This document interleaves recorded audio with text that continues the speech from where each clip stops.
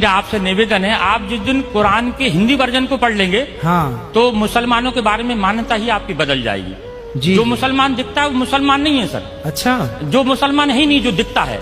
फिर मुसलमान तो वो है जो अपने पड़ोसी को भूखा नहीं देख सकता। वाह। ईश्वर अल्लाह ताला ने कुरान के अंदर जो क्लिप है, अभी आप लोग ये वीडियो देखिएगा, इसमें ऐसी ऐसी इंफॉर्मेशन है जो भाईचारे के लिए बहुत इंपॉर्टेंट है। ये जो वीडियो है भाई बहुत सी चीजें सिखाती है ये वीडियो, तो मैंने सोचा कि इस पर एक वीडियो जरूर बननी चाहिए। और आप लोग भी अगर हो सके इस वीडियो को, अगर आपको पसंद आए तो आप लाइक जरूर कीजिएगा, और पॉसिबल हो तो अपने दोस्त को इस चीज के बारे में बताइएगा भी। बहुत अच्छी वीडियो मैं प्ले कर रहा हूँ, आप लोग देखिए। मेरा आपसे निवेदन है, आप जिस दिन कुरान के हिंदी वर्जन को पढ़ लेंगे हाँ तो मुसलमानों के बारे में मान्यता ही आपकी बदल जाएगी। जी जो जी। मुसलमान दिखता है वो मुसलमान नहीं है सर। अच्छा जो मुसलमान है ही नहीं, जो दिखता है। फिर मुसलमान तो वो है जो अपने पड़ोसी को भूखा नहीं देख सकता। वाह।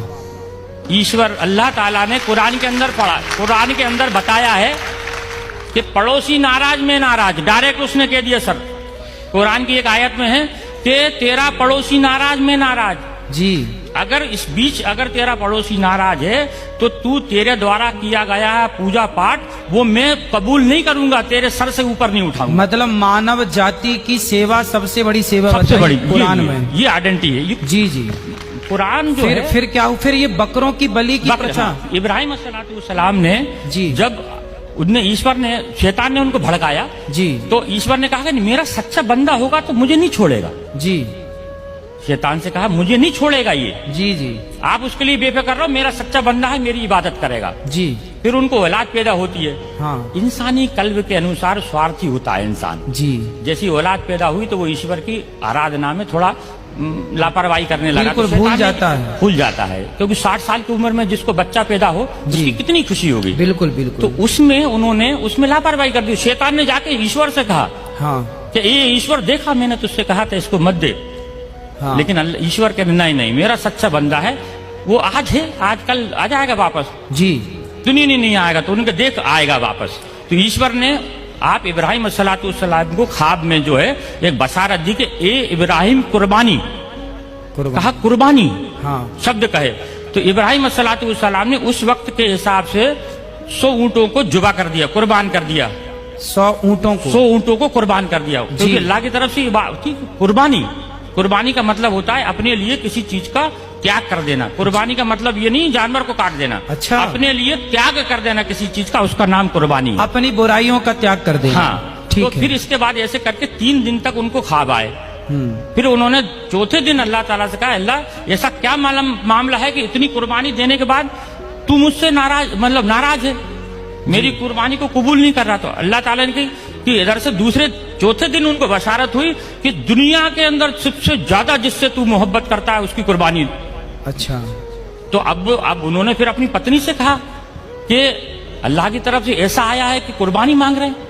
फिर अल्लाह ताला ने उसकी बीवी ने समझाया, आपकी बीवी ने समझाया कि आप सबसे ज्यादा किससे मोहब्बत करते हैं? तो कहने लगे कि मैं अपने बच्चे से मोहब्बत करता हूँ। तो उन्होंने कहा कि आप इसी की कुर्बानी मांग रहे हैं। अच्छा।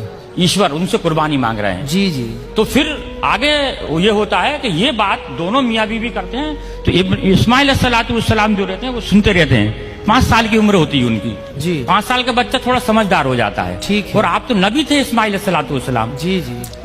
तो ये बीबी से कहते हैं कि इसको नहला धुला के कंप्लीट करना, और इस एक रस्सी कपड़ा और छुरी मेरे झोले में रख देना, और इनको नहला धुला के मैं घर में कुर्बानी करूंगा तो ये रोएगा गड़गड़ाएगा, तुम्हारे भी आंसू बहेंगे, इसको मैं जंगल में ले जाके कुर्बान करूंगा इसको मैं। जी जी।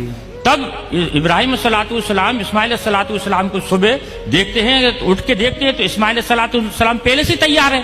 जी। उनको हो सकता है आज जल्दी नींद खुल गई होगी इसलिए जो है खुल गई इनकी। जी। जब ये आगे जब उनको जंगल में लेके जाते हैं, जब उनके हाथ पैर बांधने लगते हैं तो इस्माइल अलैहिस्सलाम ये कहते हैं कि अल्लाह ताला अब्बा जान आप अपनी आंखों पे पट्टी बांध लो। जी। क्योंकि ईश्वर ने यानी अल्लाह ने एक उनके ऊपर शर्त रखी थी कि इब्राहिम अगर तू अपनी औलाद की कुर्बानी देगा तो तेरी आंखों से आंसू का अगर कतरा भी गिर गया तो मैं तेरी कुर्बानी को कबूल नहीं करूंगा। अब बताइए सर। जी जी। एक तो शर्त लगा दी बेटी की कुर्बानी की और आंसू की। उसमें फिर आगे जाके जब वो पट्टी बांधते हैं, हाँ पट्टी बांधने के बाद में उनको ऊपर जब छुरी फेरते हैं, जी, जब छुरी फेरते हैं तो छुरी चलना बंद हो जाती है। अच्छा, क्योंकि छुरी भी दुनिया के अंदर ईश्वर की मोहताज है। दुनिया के अंदर कोई भी, मैं आप, दुनिया की हर चीज ईश्वर की मोहताज है। ठीक है। वो ईश्वर जब तक किसी चीज को आदेश नहीं देगा, वो उसकी हिम्मत नहीं है कि वो उस पे किसी चीज पे चल जाए। जी जी, फिर जब वो जबरदस्ती फेरते हैं तो मैं की आवाज आती है सर। मैं। ये सब किताबों के अंदर लिखा है। जी जी, मैं की आवाज आती है तो देखते हैं कि मेरे बेटे के अंदर से मैं यानी घमंड, अभिमान। मैं का, कुरान का मैं अगर लिखा है, मैं का मतलब होता है घमंड। जी, कि मेरे बच्चे के अंदर से मैं की आवाज आई। जी। तो वो जब कपड़ा हटाते हैं तो देखते हैं कि एक जो है भेड़ का बच्चा है जो नीचे पड़ा हुआ है और इस्माइल अलैहिस्सलाम दूर खड़े हैं। अच्छा, सिर्फ ईश्वर की परीक्षा थी वो, जी, मकसद था सिर्फ परीक्षा लेना। परीक्षा लेना। अब वो पूछते हैं, इस्माइल से अल्लाह से पूछते, अल्लाह आपने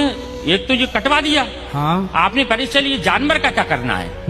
तब उन्होंने ये कहा था कि इसके 3 हिस्से करो, एक आप खाओ, एक पड़ोसी में बांटो और एक गरीबों को दो। फिर उन्होंने कहा कि ये वाली जो चीज है कुर्बानी, यानी ईश्वर की तरफ से दी गई हर चीज की कुर्बानी मुसलमान के लिए जायज है। तो उसकी इस चीज को, उस घटना को याद करने के लिए लोग बकरा ईद पे कुर्बानी करते हैं। बकरा खाना मकसद नहीं है, हाँ, या बकरा काटना मकसद नहीं है जी। मकसद है सर सिर्फ उस चीज को याद करना कि अब बाप ने अपने बेटे की कुर्बानी सिर्फ ईश्वर के कहने पे दी, ये मकसद है।